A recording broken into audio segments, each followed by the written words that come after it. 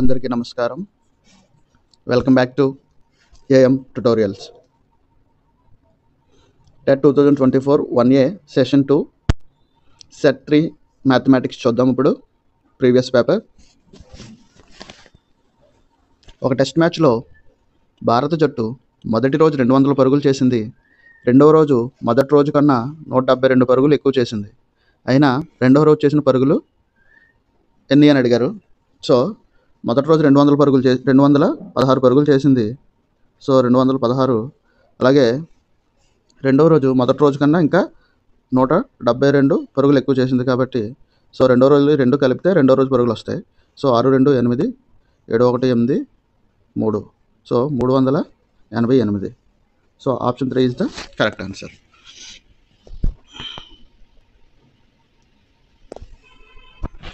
Next 92. రెండు సంఖ్యల భేదం 568. వాటిలో ఒక సంఖ్య 796 అయిన రెండవ సంఖ్య ఎంత అని అడిగారు. సో రెండు సంఖ్యల యొక్క భేదము 568. ఒక సంఖ్య ఇస్తారు కాబట్టి ఆ ఒక సంఖ్యలోంచి 796, ఒక సంఖ్య 568 తీసేస్తే 16లోంచి 8 తీస్తే 8. నెక్స్ట్ 8లోంచి 6 తీస్తే 2, 7లోంచి 5 తీస్తే 2. ఆ సంఖ్య 228. ఆప్షన్ 1 కరెక్ట్ ఆన్సర్ అవుతుంది. నెక్స్ట్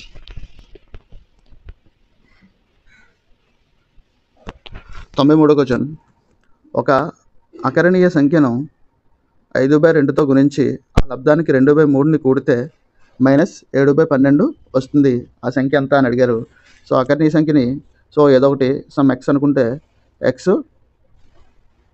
గుణించమన్నారు కాబట్టి x × 5/2 తర్వాత ఆ లబ్ధానికి వచ్చిన లబ్ధానికి 2/3ని కూడమన్నారు కాబట్టి ప్లస్ 2/3 చేస్తే = -7/12 వస్తుంది. సో దీన్ని మనం సింప్లిఫై చేస్తే మనకి ఆన్సర్ వస్తుంది అనమాట. ఇప్పుడు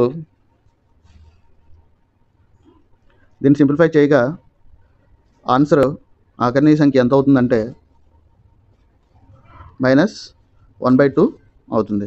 దీనికి ఇంకా క్లియర్ ఎక్స్ప్లెనేషన్ కావాలి అని అనుకుంటే ఫుల్గా కామెంట్ సెక్షన్లో కామెంట్ చేస్తే ఈ సమ్ము ఇంకా ఎలా వచ్చిందన్నది, ఆన్సర్ ఇంకా ఎలా వచ్చిందన్నది క్లియర్గా ఎక్స్ప్లెయిన్ చేయడం జరుగుతుంది. లేదు దీన్ని మేము సాల్వ్ చేయగలము అని అనుకుంటే మీరు ట్రై చేయండి.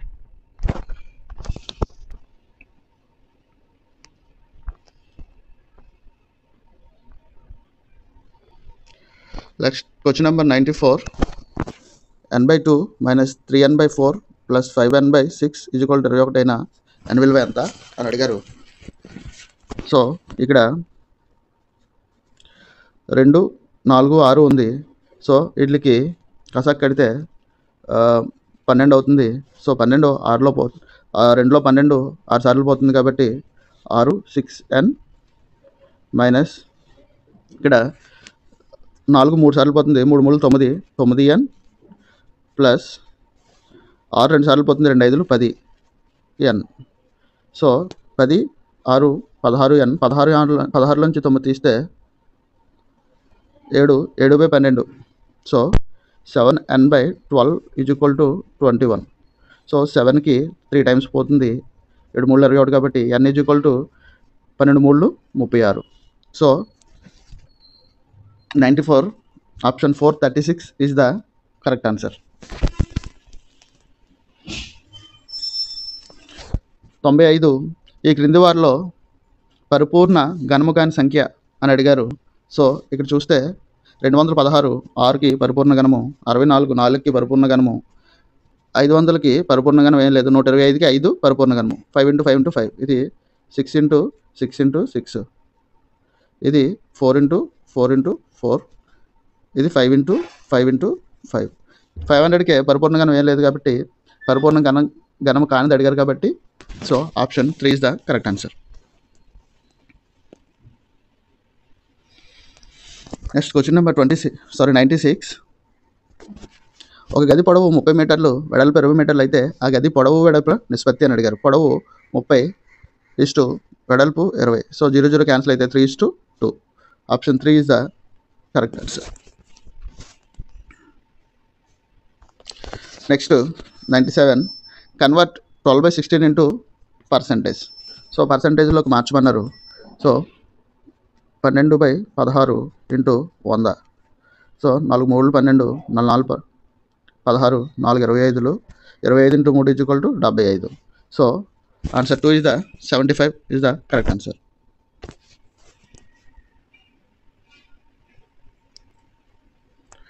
నెక్స్ట్ వహీదా ఒక ఎయిర్ కూలర్ను 10% పన్నుతో కలిపి 3,300 కొన్నది. అయితే వ్యాట్ కలపకముందు ఎయిర్ కూలర్ ధర. సో 10% పన్ను అంటే 110% అనుకుంటే 100% ఎంత ఫైండ్ అవుట్ చేయాలి. 110 = 3,300, అప్పుడు 100 ఎంత. సో క్రాస్ మల్టిప్లికేషన్ అప్లై చేస్తే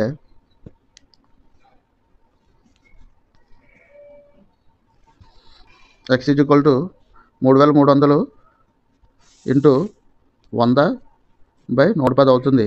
సో 0కి 0కి క్యాన్సిల్. 11 3 33, 30 టైమ్స్ పోతుంది. 30 ఇంటూ 100 3,000.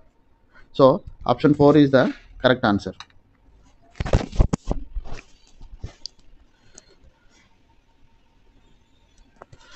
నెక్స్ట్ 99 ఒక సంవత్సరానికి 7% వడ్డీ రేటుతో 3,500 ఇవ్వబడింది. అయినా 2 సంవత్సరాల తర్వాత పొందే వడ్డీ I = PTR/100. I = PTR/100 కాబట్టి సో సబ్స్టిట్యూట్ చేసుకుంటున్నాము. 3,500 ఇంటూ టైము 2 years, వడ్డీ రేటు 7/100. సో 3,500 కాబట్టి సో 2 50 సార్లు పోతుంది. Sorry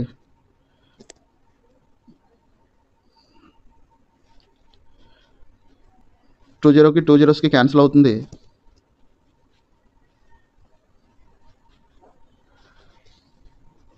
so 3,500 into time 2 years, rate of interest 7/100. So 2 zeros-కి 2 zeros క్యాన్సిల్ అవుతుంది. So 35 into 2 into 7, 35 2 70, 7 5 70, 7 49. So 490. Option 3 is the correct answer. Next 2 5/6ను అపక్రమ భిన్నంలోకి మార్చమన్నారు. సో ఇది మిశ్రమ భిన్నంలో ఉంది. So 2 6 12 plus 5/6. So 12 plus 5 17/6. Option ఎక్కడుంది? 101లో 17/6 ఉంది కాబట్టి ఆప్షన్ 1 కరెక్ట్ ఆన్సర్. నెక్స్ట్ 101 ఒక నిర్దిష్ట వారంలో 7 రోజులలో ఒక నగరంలో వర్షపాతం మిల్లీమీటర్లో ఇచ్చారు. 1 5.5 20.5 0 2.1 12.20 నమోదు చేయబడింది. అయినా వారంలో సగటు అంటే రాసుల మొత్తంపై రాసుల సంఖ్య. సో ఇక్కడ ఇచ్చిన రాసుల మొత్తం ఎంత అవుతుంది? 5 6/6, 5 1 6, 6 10, 6 20, 26, 26 27 28, 28 28 12, 8 30 40. 40ని ఇక్కడ 2 5 వదిలేసాం కాబట్టి 40 41 41.3. సో మొత్తం కలిపితే 41.3 బై మొత్తం ఎన్ని రోజులు ఇచ్చారు? 1 2 3 4 5 6 7 రోజులు ఇచ్చారు కాబట్టి 7 రోజులు 41.3 బై 7. దీన్ని క్యాన్సిల్ చేస్తే 5.9 అవుతుంది. So option 4 correct answer.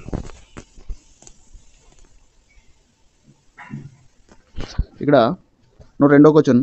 పొడవు 8 సెంటీమీటర్లు, వెడల్పు 3.5 సెంటీమీటర్లు గల దీర్ఘ చతురస్ర చుట్టుకొలత సెంటీమీటర్లలో. సో దీర్ఘచతురస్ర చుట్టుకొలత అడిగారు కాబట్టి దీర్ఘచతురస్ర యొక్క చుట్టుకొలత 2 × L + B. ఆ ఫార్ములా తెలుసు కాబట్టి ఆ ఫార్ములాలో అప్లై చేసుకుంటే 2 × 8 + 3.5, 8 + 3.5 11.5 × 2 22 1 23. So 23. Option 3 23 is the correct answer.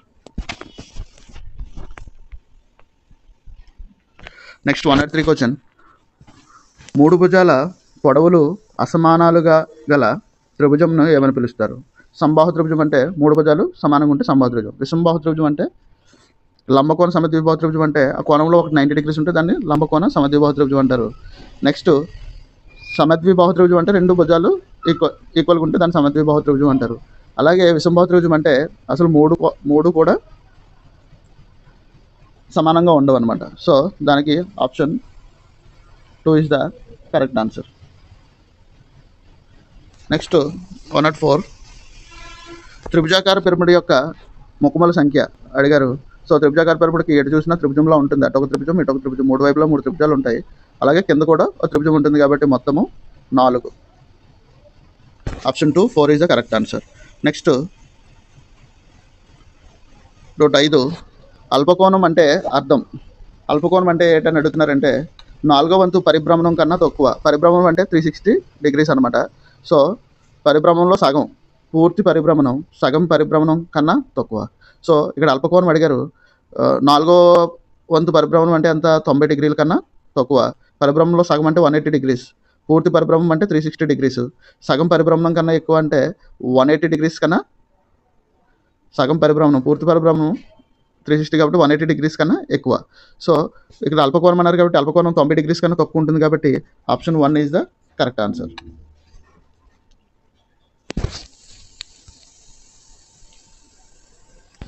Next 106 question చూడండి.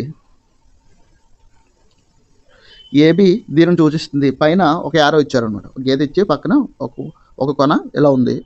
సో దీన్ని ఏబిని ఏమంటారంటే ఒక దగ్గర స్టార్ట్ అయ్యి అలా వెళ్తూ ఉంటుంది కాబట్టి కిరణం అంటారా, బిందువ, రేఖాఖండమా? సో ఇక్కడ బిందువు అంటే ఏంటి? ఒక చుక్క. రేఖ అంటే ఇలా ఉండి ఇటు 2 వైపులా వెళ్తూ ఉంటుంది, దాన్ని రేఖ అంటారు. రేఖాఖండం అంటే ఒక రేఖ వెళ్తూ ఉంటే దాంట్లో ఎక్కడో దగ్గర ఇక్కడ ఒక పాయింట్, ఇక్కడ పాయింట్, ఈ మధ్యలో ఉన్నదాన్ని రేఖాఖండము అని అంటారు. సో ఇక్కడ కిరణం అంటే ఒక దగ్గర స్టార్ట్ అయ్యి అలాగా వెళ్తూ ఉంటుంది, దీన్ని కిరణం అంటారు. సో ఆప్షన్ 1 కిరణము ఈజ్ ద ఏబి కిరణము is the correct answer. Next 107. తల్లి లడ్డూలు చేసింది. ఆమె అతిథులు మరియు కుటుంబ సభ్యులకు కొన్ని లడ్డూలు ఇచ్చింది. ఇంకనూ 5 లడ్డూలు మిగిలాయి. తల్లి ఇచ్చిన లడ్డూల సంఖ్య ఎల్ అయితే ఆమె తయారు చేసిన లడ్డూల సంఖ్య ఎంత అని అడిగారు. ఇచ్చిన లడ్డూలు ఎల్లో ప్లస్ ఇంకా 5 మిగిలాయి. So L plus 5. 107 3 is the correct answer. Next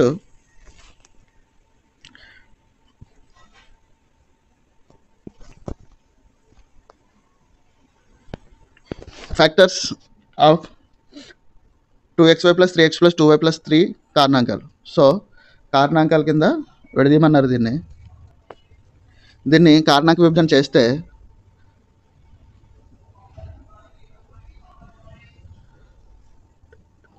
option 3 2y + 3 × x + 1 ఇది దీని ఆన్సర్ అవుతుంది. సో ఈ ఆన్సర్ ఎలా వచ్చింది అన్నది మీకు కావాలి అంటే కామెంట్ సెక్షన్లో తెలియజేయండి. దీనికి ఎక్స్ప్లెనేషన్ ఇవ్వడానికి ప్రయత్నిస్తాను. లేదు అని అంటే ఆప్షన్ మెథడ్ ద్వారా కూడా వెళ్ళొచ్చు. దీనికి ఏ నెంబర్ని అయితే మల్టిప్లికేషన్ చేస్తే ఈ వస్తుందో, పూర్తిగా ఇది వస్తుందో అది అవుతుంది అనమాట. అంటే 2y + 3 × x + 1ని మల్టిప్లికేషన్ చేస్తే 2xy + 3x + 2y + 3 వస్తుంది అనమాట. 109 క్వశ్చన్. -3m + 1 × -3 ⁵ -3 ⁵ 7 అయిన m వాల్యూ ఫైండ్ అవుట్ చేయమని అన్నారు. సో ఇక్కడ భూములు సమానం కాబట్టి ఘాతాలు ఏం చేయబడతాయి అంటే కలపబడతాయి. సో ఘాతాలు కలపబడితే m + 1 + 5 = 7. సో ఫార్ములాని భూములు సమానం కాబట్టి ఘాతాల్లో కలపబడతాయి కాబట్టి ఈ ఇటు సైడ్ ఉన్న ఘాతాలు ఇటు సైడ్ ఉన్న ఘాతాలకి ఈక్వల్ అవుతుంది కాబట్టి ఈ ఫార్ములా వేసుకున్నాం. m + 6 = 7, m = 7 - 6 = 1. So option 4 is the correct answer. Next question number 110. Lakshmi తండ్రి వయస్సు 49 సంవత్సరాలు. అతని వయస్సు లక్ష్మి వయస్సుకు 3 రెట్ల కంటే 4 సంవత్సరాలు ఎక్కువ. 3 రెట్లు దాంతోపాటు ఇంకో 4 సంవత్సరాలు ఎక్కువ ఉందన్నమాట. ఈ వాక్యం యొక్క సమీకరణ రూపం రాయమన్నారు. అంటే లక్ష్మి వయసుని వై అని అనుకుంటే ఇయర్స్ని వై అని అనుకున్నాము. సో ఇక్కడ ఏముంది, 3 రెట్లు ఉంది. అంటే వైకి 3 రెట్లు ప్లస్ 4 సంవత్సరాలు ఇంకా ఎక్కువ ఉంది, ప్లస్ 4 = అది మొత్తం కలిపితే ఎంత అవుతుంది, 49 ఇయర్స్ అవుతుంది. సో ఇది సమీకరణ రూపం అవుతుంది అనమాట. 3y + 4 = 49. ఆప్షన్ 4లో ఉంది కాబట్టి option 4 is the correct answer. Next note 11వ క్వశ్చన్. మస్తాన్ 10 మీటర్ల గోడ కట్టాలనుకొని 4 మీటర్ల 10 సెంటీమీటర్ల గోడ పూర్తి చేసినట్లయితే ఇంకనూ ఎంత పొడవు గోడ కట్టాలి? 10 సెంటీమీటర్లు కట్టాలనుకున్నాడు, 10 మీటర్లు కట్టాలనుకున్నాడు, 4 మీటర్ 10 కట్టాడు. సో 0 0 అనుకుంటే, సో దీంట్లో దీన్ని మైనస్ చేస్తే 5.9 0 పెట్టుకుంటే 5.90 centimetres. So option 3 is the correct answer. Next note 12వ క్వశ్చన్.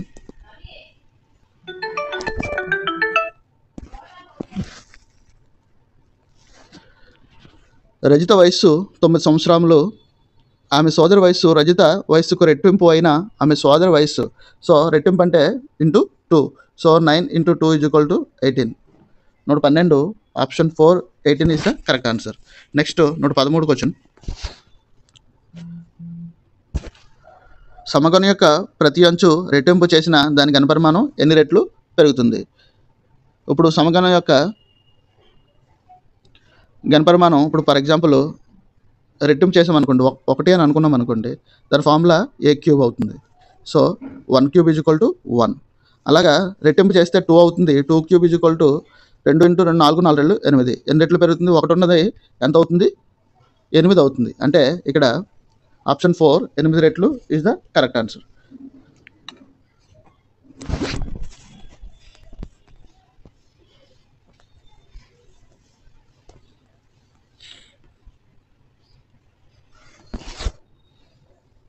నోట్ 14వ క్వశ్చన్.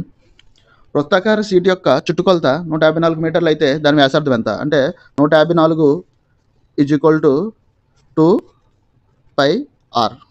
సో చుట్టుకొలత ఇది ఇస్తారు కాబట్టి r ఫైండ్ అవుట్ చేయాలి. మనకు పై వాల్యూ తెలుసు 22/7. సో 154 × 22/7 అంటే ఇక్కడ 7/22 వస్తుంది, ఇటు సైడ్ వచ్చింది కాబట్టి ఇది కూడా /2 అవుతుంది, =r.